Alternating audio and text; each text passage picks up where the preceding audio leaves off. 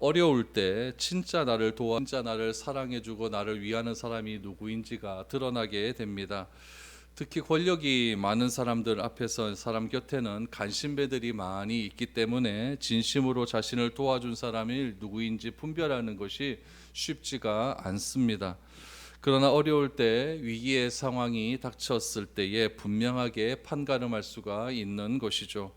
우리가 지금까지 다윗의 어려움이 처해있을 때 다윗에게 도움을 주려는 사람이 있었고 다윗을 저주하려는 그런 사람이 있었습니다. 마하나임으로 피난을 떠난 다윗이 예루살렘으로 돌아오기 위해서 요단강 나루터로 온다는 소식을 듣고 다윗을 마중하기 위해 꽤 많은 사람들이 모이기 시작을 했습니다. 기억을 한번 해보시죠. 다윗이 피난을 떠났을 때 돌을 들고 다윗을 저주했던 시므이라는 사람이 있었습니다. 또 베냐민 사람 1000명이나 그 사람이 데리고 왔죠.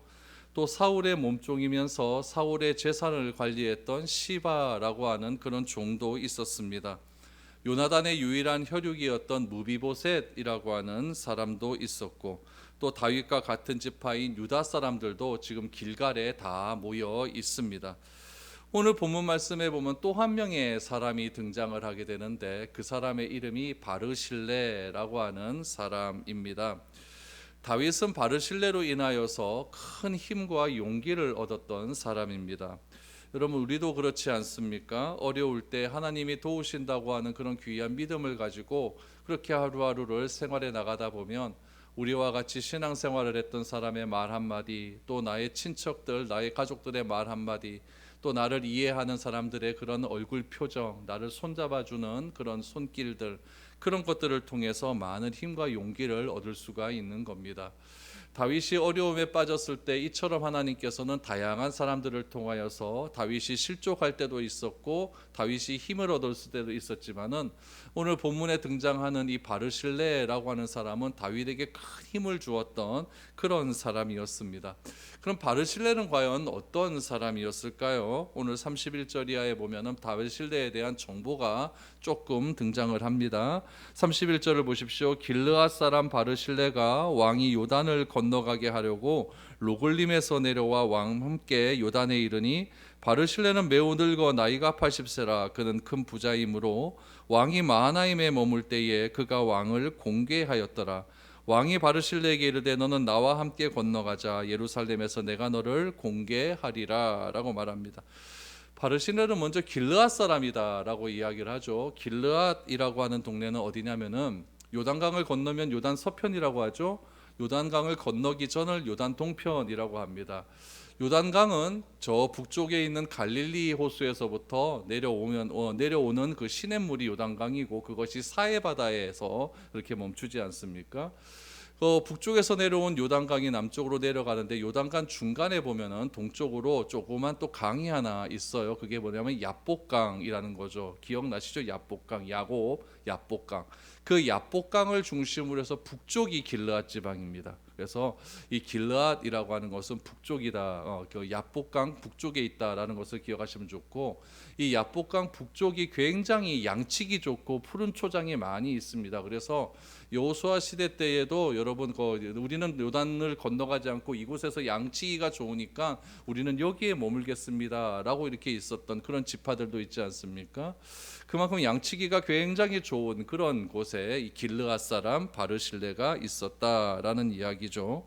다윗이 피난을 간 지역은 어디였느냐? 마하나임입니다. 그런데 오늘 31절 말씀해 보니까 바르실레가 어디서 내려왔냐면 로글림에서 내려왔다라고 말을 해요. 그러니까 요 야복강 북쪽이 여러분 길르앗 지방이라고 했는데 그 길르앗 지방의 한가운데에 보면 로글림이라고 하는 동네가 있고 야복강 근처 바로 조금 위에 보면은 여러분 뭐가 있냐면은 이 마하나임이라고 하는 동네가 있죠. 그러니까 마하나임이 로글림이라고 하는 지역은 야복강 마하나임보다 조금 더 북쪽에 있다라고 이렇게 생각을 하시면 좋습니다.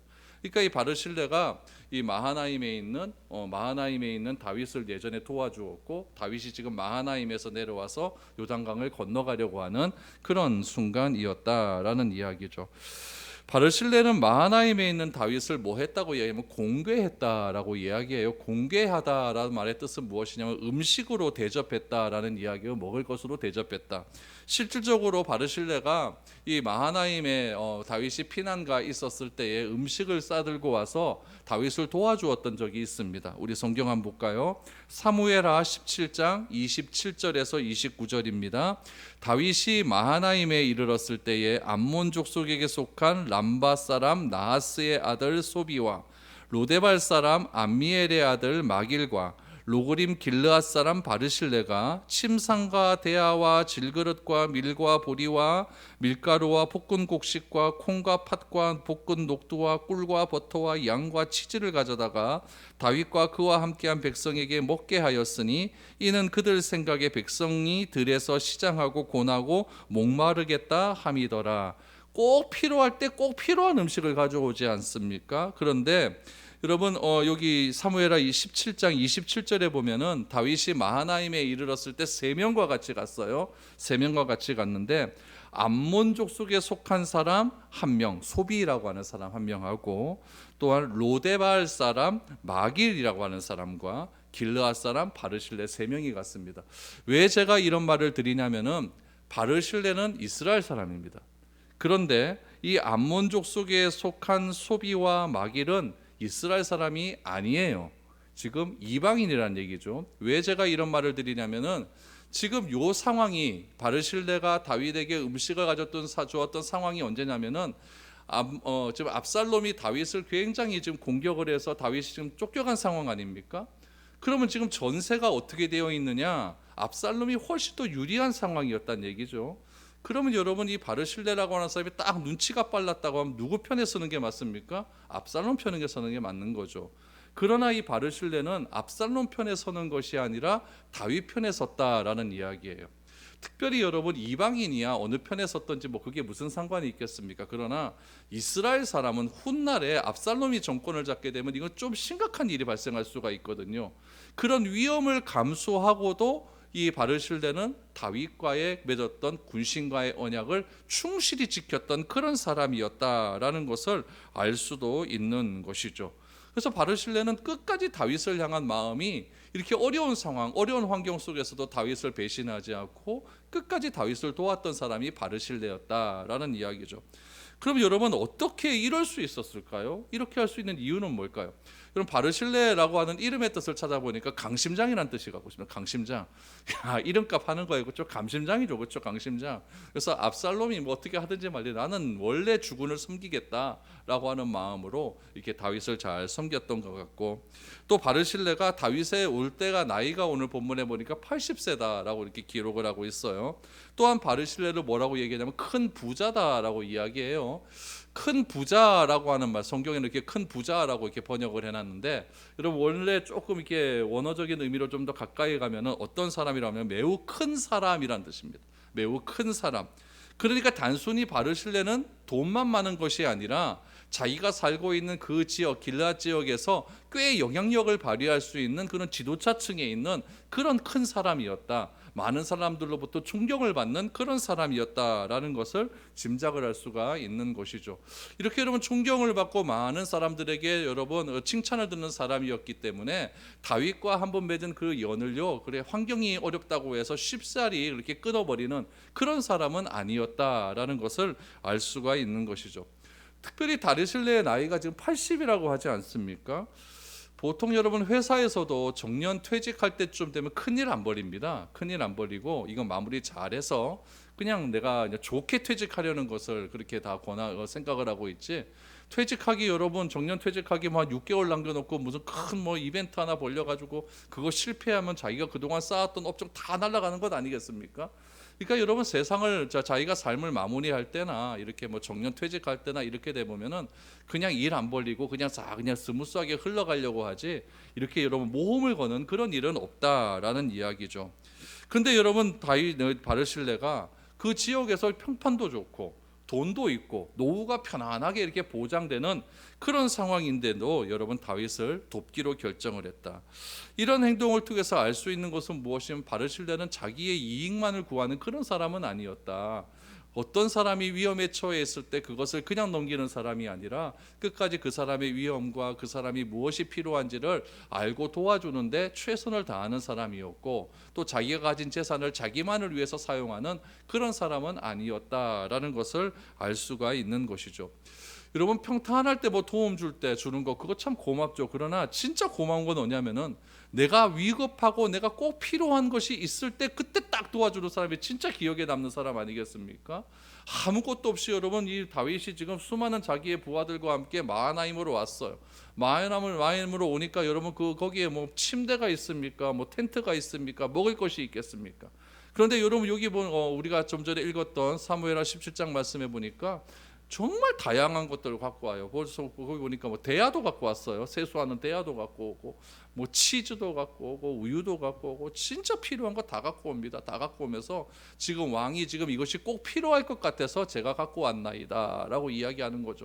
그러니까 다윗의 마음 가운데 바르실레 그러면 굉장히 자기 마음 가운데 깊은 인상을 주었던 그런 사람이었죠. 그래서 남에게, 상대방에게 음식을 잘 바쳐 대접한다라고 하는 최고의 단어 공궤라는 말을 그래서 사용하는 것이죠.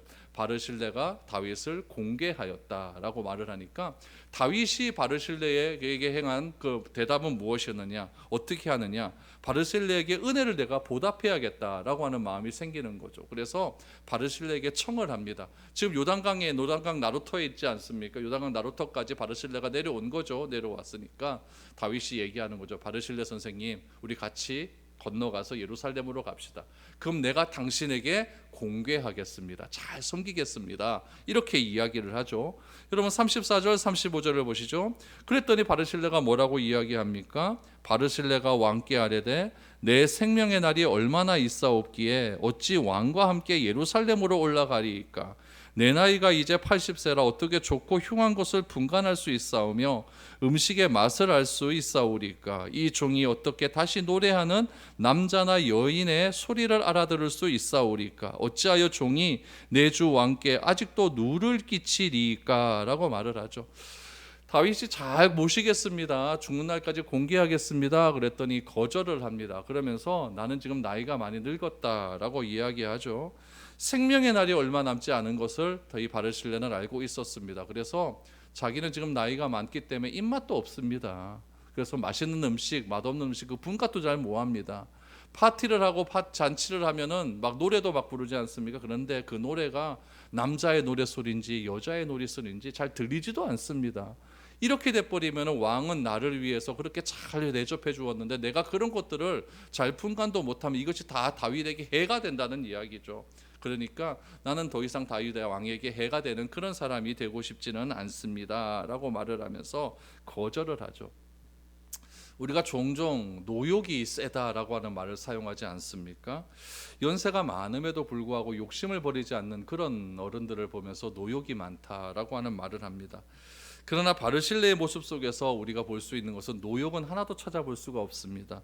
오히려 사울의 종 시바와 비교가 되지 않습니까? 시바는 자신이 관리했던 재산을 무비보셋에게 빼앗기고 다시 무비보셋으로부터 그 재산을 찾기 위해서 무비보셋을 모함하고 거짓말을 해서 무비보셋의 재산을 다시 나에게 주기를 원하는, 뺏기를 원하는 그런 것들 때문에 지금 시바는 다윗을 찾아서 지금 그 길갈까지 온 것 아니겠습니까?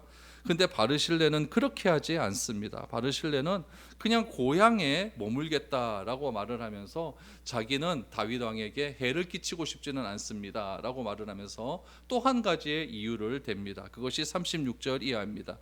당신의 종은 왕을 모시고 요단을 건너려는 것뿐이거늘 왕께서 어찌하여 이 같은 상으로 내게 갚으려 하시나이까? 청하건대 당신의 종을 돌려보내소서. 내가 내 고향 부모의 묘 곁에서 죽으려 하나이다.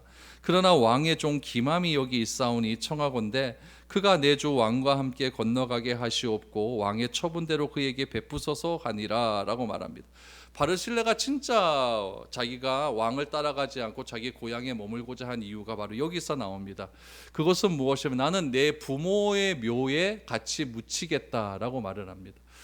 성경은 여러분 이 묘를 굉장히 중요하게 여겨요. 그래서 아브라함도 보면은 자기 아내 사레가 죽으니까 막벨라굴을 사지 않습니까? 그 막벨라굴을 사서 그 가족 묘를 삼고 그 가족 묘에서 그렇게 모든 가족들이 들어가지 않습니까? 그런데 가만히 보시면 여러분 야곱도 여러분 야곱은 원래 라헬을 사랑했잖아요. 라헬을 사랑하는데 라헬은 여러분 가족 묘에 못 들어갑니다. 누가 들어가냐면 레아가 들어가요. 라헬은 묘에는 어디냐면 베들레헴에 있거든요. 그러니까 진짜 하나님께서 선택한 사람은 라헬이 아니라 레아였다라는 것도 알 수가 있고, 이 묘는요 굉장히 중요합니다. 그래서 아브라함도 그렇고 이삭도 그렇고 나는 조상의 묘에 들어가야 된다. 조상과 함께 하겠다. 그래서 아브라함의 하나님, 이삭의 하나님, 야곱의 하나님은 나의 조상들과 함께 하시고 나의 조상들의 언약을 기억하신 그 하나님을 나는 버리지 않겠다라고 하는 그런 고백을 굉장히 많이 하지 않습니까?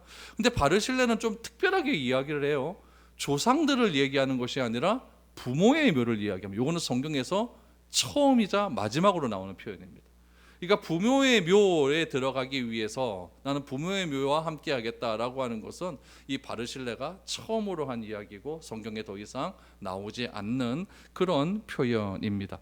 그러면서 자기는 부모의 묘와 함께 있으면서 나는 그렇게 나의 부모와 함께 나는 숨을 거두겠다라고 이야기를 하죠. 그러면서 바르실레는 나 대신, 나를 그렇게 데려가고 싶으면 나 대신 한 사람을 천거를 합니다. 그건 뭐라고 얘기하냐면 나의 종, 왕의 종 김함이라고 하는 사람을 천거하죠. 나의 종이라고 이야기했는데 왕의 종이라고 이야기했는데 이 왕의 종이라고 하는 표현을 다른 번역서에 보니까 뭐라고 나와 있냐면은 내 아들이라고 이야기를 해요. 그러니까 이 바르실레는 자신의 아들이 왕과 함께 가기를 원했다라는 이야기죠. 그래서 왕에게 다윗 왕에게 왕의 종인 이 내 아들 기맘을 데려가 주십시오라고 이야기를 하고 있습니다. 그랬더니 왕이 뭐라고 이야기했을까요? 다윗이 알겠다라고 이야기하겠죠. 38절 보시죠. 왕이 대답하되 기맘이 나와 함께 건너가리니 나는 내가 좋아하는 대로 그에게 베풀겠고 또 내가 내게 구하는 것은 다 너를 위하여 시행하리라 하니라. 백성이 다 요단을 건너매 왕도 건너가서 왕이 바르실레에게 입을 맞추고 그에게 복을 비니 그가 자기 곳으로 돌아가니라. 다윗은 바르실레의 요청대로 바르실레의 아들이었던 기맘을 데리고 요단강을 건넙니다. 그러면은 다윗이 기맘을 데리고 어떻게 대우를 했을까요? 다윗이 기맘을 데리고 가겠다라고 말을 하면서 바르실레에게 약속을 하나 합니다. 뭐라고 이야기하고 하냐면 38절을 다시 보시면 나는 내가 좋아하는 대로 다윗은 바르실레 당신이 좋아하는 대로 그에게 기맘에게 베풀겠다라고 이야기하죠. 아버지가 아들을 천거하면서 아들을 잘해주기를 바라지 아들을 막대하기를 바라지는 않을 것 아닙니까? 그러니까 아버지가 원하는 대로 나는 그렇게 잘해주겠다라고 말을 하죠. 그러면서 또 내가 내게 구하는 것은 다 너를 위하여 시행하리라 라고 말을 하면서 기맘이 혹시라도 왕에게 구하는 것이 있다면은 그것은 기맘을 위해서 주는 것이 아니라 바르실레를 위해서 주겠다라고 그렇게 다윗 왕이 바르실레와 언약을 맺게 됩니다. 여러분 다윗은 이 자기가 한 말에 대한 책임을 졌을까요? 안 졌을까요? 졌습니다. 성경에 보면은 이런 구절이 나옵니다. 우리 예레미야 41장 17절 말씀을 보시죠. 예레미야 41장 17절 말씀을 보면 애굽으로 가려고 떠나 베들레헴 근처에 있는 게롯 기맘에 머물렀으니 라고 말합니다. 예레미야가 여러분 애굽으로 내려가지 않습니까? 애굽으로 내려가는데 내려가는 길에 베들레헴 근처에 있는 게롯 기맘이라고 하는 동네를 지나갔다라는 구절이 나옵니다. 여러분 게롯 기맘이라고 하는 뜻이 무엇이냐면은 김함의 거주지, 김함이 머무르는 곳이라는 뜻입니다. 그러니까 다윗은 베들레헴 근처, 베들레헴이면 예루살렘하고 얼마 떨어져 있지도 않아요. 예루살렘 조금 남쪽으로 내려가면 되거든요. 그러니까 베들레헴 근처에다가 조그만 마을을 하나 준 거죠. 마을을 주고 그 마을 이름을 게롯 기맘이라고 짓고 그곳에서 기맘이 잘 살 수 있도록 많은 지원을 해주었다라는 사실을 알 수가 있습니다. 베들레헴 근처라고 해서 여러분 게롯 기맘이라고 이야기했는데 오늘날 이곳이 어디인지는 밝혀지지는 않습니다. 밝혀지지는 않았지만은 예레미야에 보면은 게롯 기맘이라고 하는 걸 기맘의 거주지라고 하는 그런 특별한 마을의 이름이 나온다는 것으로 보아서 다윗은 기맘에게 유다 왕국에서 편안히 지낼 수 있도록 그렇게 해주었다라는 것을 알 수가 있는 것이죠. 특별히 여러분 열왕기상 2장 7절 말씀에도 보면은 이 기맘에 대한 이야기가 나옵니다. 한번 보시죠. 열왕기상 2장 7절입니다. 마땅히 길르앗 바르실레의 아들들에게 은총을 베풀어 그들이 내 상에서 먹는 자 중에 참여하게 하라. 내가 내 형 압살롬의 낯을 피하여 도망할 때에 그들이 내게 나왔느니라. 마땅히 길르앗 바르실레의 아들들에게 은총을 베풀어라. 이건 무엇인 얘기냐면은 다윗이 죽을 때 솔로몬에게 유언하는 내용입니다. 유언하는 내용 중에서 바르실레의 아들들 기맘 아닙니까? 이 기맘에게 그들이 내 상에서 먹는 자 중에 참여하게 하라. 왕의 식탁에서 같이 먹을 수 있도록 해주어라 라고 이렇게 유언을 남깁니다. 그러니까 다윗 왕에게 있어서 이 바르실레는 굉장히 좋았던 사람이라는 거죠. 자기가 힘들고 피난길에 있었을 때에 그렇게 도와주고 자신의 공적을 나타내려고 하는 그런 세상 속에서 자신의 공적은 낮추고 나는 그냥 왕에게 해가 될 것 같으니까 내 고향에서 내 삶을 마무리하겠습니다 라고 말한 그 바르실레의 그 겸손함을 다윗은 너무나 귀하게 보았던 것이죠. 멀리 로글레미에서 요단강까지 내려온다. 여러분 그것도 연세가 80세가 아닙니까? 그 나이에 내려오는 것이 쉽지 않았을 것인데 그렇게 다윗을 배신하지 않았고 요단강을 건너는 것 또한 도와주었고 다윗이 요단강을 건너기 직전 바르실레와 마지막으로 입을 맞추었다라고 하는 대목도 나오지 않습니까? 그러니까 이것은 굉장히 다윗과 바르실레 사이에 아주 끈끈한 헤어짐이었다는 것을 알 수가 있어요. 다윗도 바울도 에베소에서 에베소 장로들과 헤어질 때 보면은 굉장히 눈물을 흘리고 서로 끌어안으면서 입을 맞추면서 이렇게 통곡하면서 주의 몸된 주의 피로 값주고 사신 그 교회를 잘 좀 부탁하면서 그렇게 다윗이 예루살렘으로 잡혀 가지 않습니까? 그렇게 했던 것처럼 이 다윗과 바르실레도 정말 헤어지기 싫지만은 또 여러 가지 사정으로 인해서 헤어지게 되었고 입을 맞추면서 그렇게 서로 갈 길을 가게 되었다라는 것이죠. 성경에는 이 장면 이후로 이 둘이 만났다라고 하는 기록은 남진 않습니다. 성전에 서로 다시는 만나지 못했지만은 그들의 마음 가운데는 늘 바르실레의 마음 가운데는 다윗이 있었고 다윗 마음 가운데는 바르실레에 대한 고마움이 있었다라는 것을 알 수가 있습니다. 여러분 우리들도 좀 이렇게 좀 위급할 때 좀 도움을 주는 그런 사람이 좀 되었으면 좋겠습니다. 또 하나는 내가 도움 줬다고 해서 내가 막 그거 막 그냥 뻐기고 자랑하고 내가 니한테 도와줬는데 니는 나한테 뭐 이렇게 하기보다는 도와줬으면 끝이죠.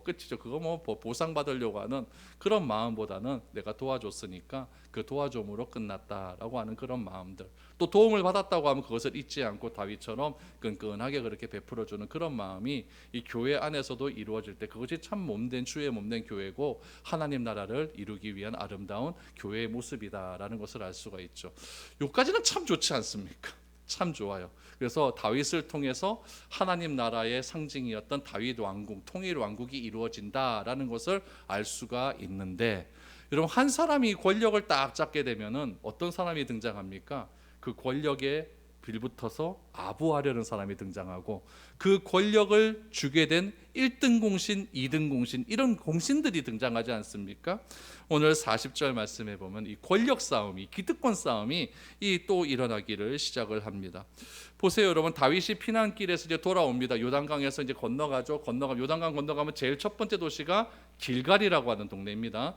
길갈에 여러분 굉장히 많은 사람들이 몰려 있었습니다. 그럼 여러분 다윗이 바르실레의 도움을 통하여서 요단강을 건너면서 얼마나 기뻤겠습니까? 이제 다시 나라를 회복하여서 온 백성들과 함께 하나님을 찬양하고 하나님을 예배하는 그런 나라를 만들겠다라고 하면서 기쁨으로 요단강을 건넜는데 길갈에 딱 도착하자마자 문제가 생기기 시작합니다. 어떤 문제일까요? 40절을 보시죠.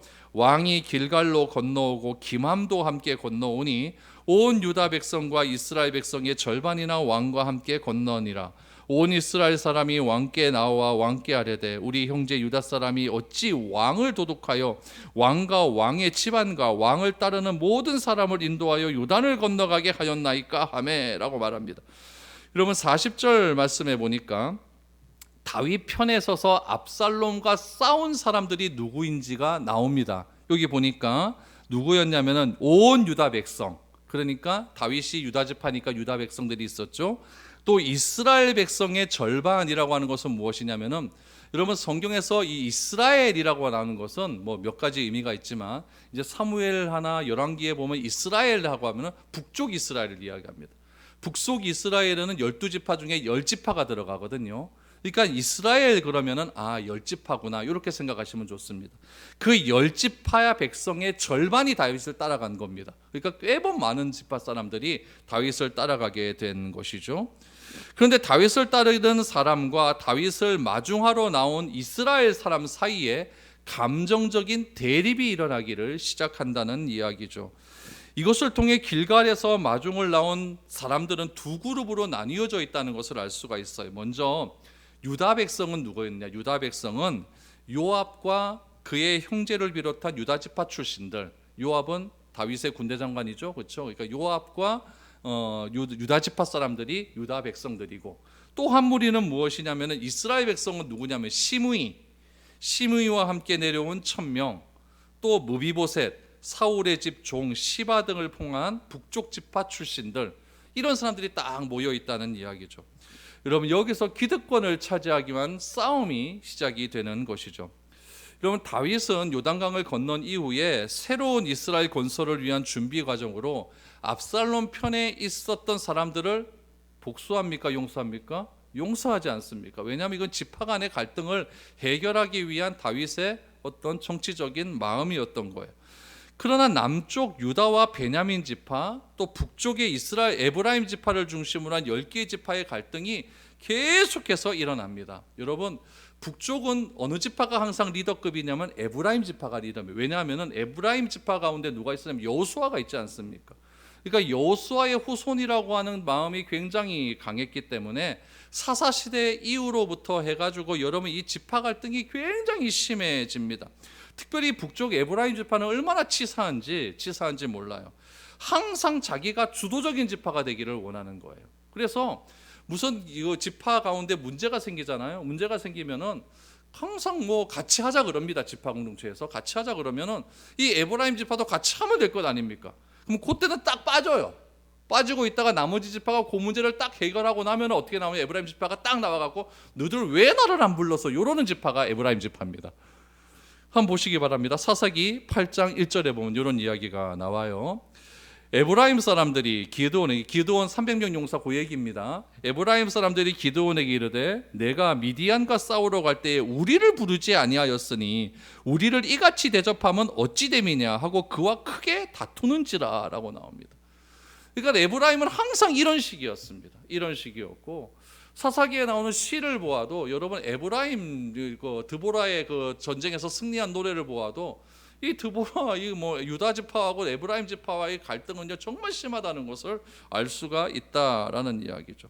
사사기 12장 1절을 봐도 똑같은 내용이 전개가 된다는 이야기예요. 이처럼 남쪽 유다와 북쪽 에브라임을 중심으로 한 10개 지파의 갈등이 굉장히 심했습니다. 그러던 중에 여러분 보세요. 다윗이 헤브론에서 장로들이 추대를 해서 왕이 되지 않습니까? 그때 북쪽에서는 사울의 아들 이스보셋이 왕이 되었어요. 그렇게 왕이 되고 난 다음에 이스보셋이 살해를 당하지 않습니까? 그러니까 여러분 이 북쪽에 있었던 장로들이 이거 까딱 잘못하면은 남쪽 유다한테 북쪽이 이렇게 통합 흡수가 될 것 같으니까 이 장로들이 마지못해 가지고 다윗에게 와서 우리의 왕이 되어 주십시오라고 추대 형식으로 자기의 기득권을 주장하는 거예요. 이거 그렇게 안 돼 버리면은 남쪽한테 이 북쪽이 점령당할 것 같으니까 마지못해서 북쪽이 남쪽으로 내려와서 다윗에게 추대를 해주고, 그래서 다윗이 통일 이스라엘의 왕이 되는 것 아니겠습니까? 그런데 압살롬이 딱 또 쿠데타를 일으켜서 또 다윗이 쫓겨나가게 되고, 다시 다윗을 추대하려고 하니까 다윗이 유다 지파 사람한테 얘기하지 않습니까? 너 우리 같은 지파인데 왜 네가 빨리 네 지파들이 빨리 나를 왕으로 추대하려고 하지 않느냐? 유다 지파를 막 이렇게 이야기를 해줬죠. 그러니까 유다 지파가 빨리 와서 길갈로 지금 와 있는 거예요. 와 있는데 에브라임 지파 사람들을 중심으로 한 북쪽 10명이 딱 오더니 네가 어떻게 나를 배제하고 너희들끼리 왕을 또 세우려고 하느냐, 이런 식으로 지금 말을 하고 있는 것이죠. 그 갈등이 42절에 보면 이렇게 나와요. 뭐라고 하는지 잘 한번 보시기 바랍니다. 모든 유다 사람이 이스라엘 사람에게 대답하되, 이스라엘 사람은 북쪽 열지파입니다. 대답하되 왕은 우리의 종친인 까닭이라 너희가 어찌 이 일에 대하여 분내느냐? 우리가 왕의 것을 조금이라도 얻어먹었느냐? 왕께서 우리에게 선물로 주신 것이 있느냐? 이건 뭐냐면은 왕은 유다지파란 얘기죠. 유다지파인데 나는 뭐 왕과 그렇게 뭐 딴 건 아니고 유다지파 친족 사이니까 우리 친척에서 왕이 나왔으니까 난 추대한다, 이렇게 얘기한 거예요. 그랬더니 43절에서 이스라엘 사람이 뭐라고 얘기했는지 보십시오. 이스라엘 사람이 유다 사람에게 대답하여 이르되 우리는 왕에 대하여 열 몫을 가졌으니, 열지파란 얘기죠. 열지파에 가졌으니 다윗에 대하여 너희보다 더욱 관계가 있거늘 너희가 어찌 우리를 멸시하여 우리 왕을 모셔오는 일에 먼저 우리와 의논하지 아니하였느냐 하나 유다 사람의 말이 이스라엘 사람의 말보다 더 강경하였더라. 유다 사람들은 우리의 친척이니까 내가 추대한다라고 했더니 북쪽에서 뭐라고 얘기합니까? 우리는 열, 너거든 둘, 10대 2면은 우리가 10개의 몫을 가지고 있지 않느냐, 이렇게 말을 하면서 다윗을 다시 왕으로, 통일 이스라엘의 왕으로 모시는 일에 있어서 왜 우리하고 의논하지 않느냐라고 말을 하고 있는 것입니다. 우리도 이런 의논하다 보면은 꼭 이런 사람이 있죠. 오라 그럴 때 안 오고 다 결정 안 하면 왜 나한테 안 물어봤어? 이런 사람이 있습니까, 없습니까? 꼭 있다는 이야기예요. 꼭 있다는 이야기예요. 여러분, 꼭 이렇게 이야기하는 이유가 뭐냐면 나 무시한다고 생각하기 때문에 그런 거예요. 에브라임은 여호수아 시대 때부터 그래도 아무래도 자기가 리더격으로서 그렇게 이스라엘을 정복하는데 앞장섰던 그런 지파였는데, 다른 지파들은 별로 한 것도 같지 않고 그랬는데 왜 나를 무시하고 나에 대해서 이렇게 천대하느냐라고 하는 식으로 그렇게 막 공격이 들어오는 거죠. 여러분, 이렇게 되면 나라가 제대로 되겠습니까, 안 되겠습니까? 여러분, 나라가 안 되는 거는요, 전체가 다 어지러운 게 아니라 꼭 한두 명 때문에 어지러운 겁니다. 교회도 똑같습니다. 교회도 어지러움을 당하고 교회도 힘든 일은요, 한두 사람의 입김으로 교회가 무너져요. 여러분, 교회 문제 있는 교회들 가만히 보십시오. 여러분들이 또 지나갔던 교회들 가만히 한번 생각해 보십시오. 막 교회가 전체가 일어나서 교회가 막 어지러워진다, 그런 적 없습니다. 꼭 한두 사람의 말 한마디로 교회가 어려운 일들이 너무나 많아진다는 이야기죠. 그러므로 교회가 정말 아름다운 교회, 하나님이 기뻐하시는 그런 교회가 되기 위해서는 나의 고집을 버리고 내 기득권을 내려놓아야 됩니다. 그렇지 않고서는요, 여러분, 절대로 교회가 하나님 나라를 경험할 수 있는 그런 모습이 될 수가 없다는 이야기죠. 어떤 목적을 이루기 위해서 어떤 행사를 하기 위해서 그 목적을 위해 막 달려갑니다. 그러면은 그 목적의 결과가 중요할까요? 아니면 그 목적을 이루기 위한 과정이 중요할까요? 그 과정 속에서 어떻게 하나 되는 마음으로 한 걸음 한 걸음 나아가고, 조금 마음이 안 맞고 갈등 상황이, 이해관계가 좀 있다고 할지라도 그 사람을 설득하고 기다려줄 수 있는 그런 마음 속에서 목적이 이루어지는 것이 훨씬 더 나은 그런 아름다운 모습 아니겠습니까? 근데 나는 이걸 빨리 이루어야 돼, 그래서 주변의 사람이고 뭐고 내 말이 옳다라고 해서 막 달려가고, 그래서 어떤 일이 딱 결과가 이루어지면 왜 나는 안 불렀어? 왜 나는 그 일에 안 끼워줘? 막 이런 식으로 에브라임 지파처럼 얘기해버리면 엉망진창이 되고 만다는 이야기죠. 그런 의미에서 교회는 여러분, 하나됨이 그래서 중요하다는 이야기입니다. 이스라엘 공동체도 하나가 돼야 되는데 지파 간의 그 갈등이 너무나 심하기 때문에 하나 되지 못하는 너무나 안타까운 일들이 일어나게 되는 거죠. 여러분, 에브라임 지파는 요셉 지파 아닙니까? 요셉 지파인데 야곱이 안수 기도를 할 때 딱 이렇게 엇갈려서 하잖아요. 그렇죠? 오른손이 에브라임에게 가고 왼손이 므낫세에게 가죠. 므낫세가 장남인데 찾아 에브라임에게 가게 되는 거죠. 그러니까 에브라임은 나는 장자다, 막 이런 자부심이 있는 거죠. 그러니까 자꾸 이렇게 딴지를 걸고 어지럽게 되는 그런 일들이 발생하게 됩니다. 여러분, 주의 몸된 교회가 우리 늘 사랑하고 배려하고 기다려줄 수 있는 그런 교회가 되었으면 좋겠습니다. 그래서 기득권을 소유하기 위해서 분열되는 그런 교회가 아니라 내려주고 기다려주고 하나님의 사랑을 풍성하게 나눌 수 있는 아름다운 교회가 되어서 주님이 원하시는 귀한 하나님 나라를 경험할 수 있는 그런 주의 몸된 교회가 될 수 있기를 축복드립니다.